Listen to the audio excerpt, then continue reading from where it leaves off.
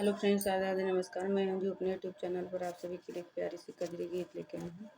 अगर अच्छा लगे तो उसे कमेंट बॉक्स में जरूर दीजिएगा।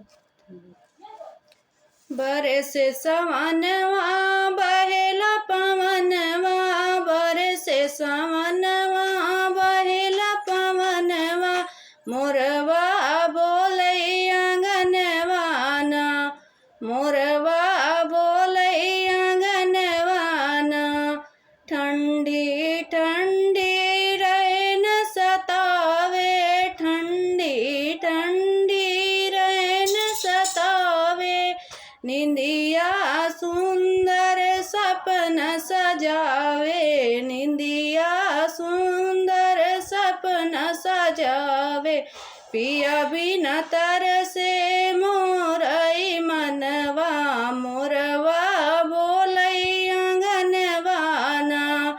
पिया बिना तरसे मोरई मनवा, मोरवा बोलै आंगनवा ना।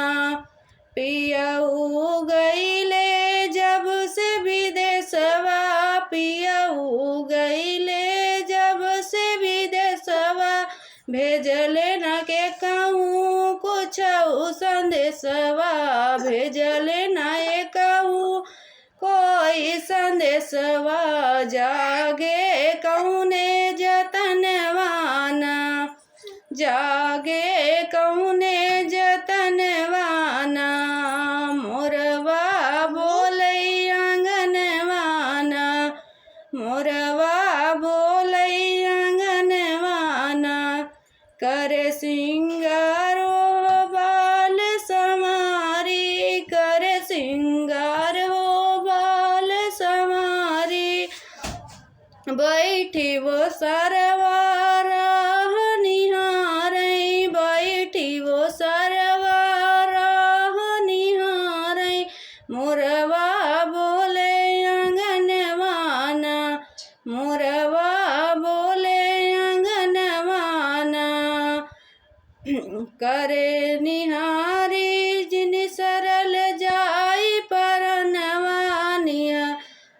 रहिया निहारी निसरल जाई परनवा, मोरवा बोलै आंगनवा ना। बरसे सवनवा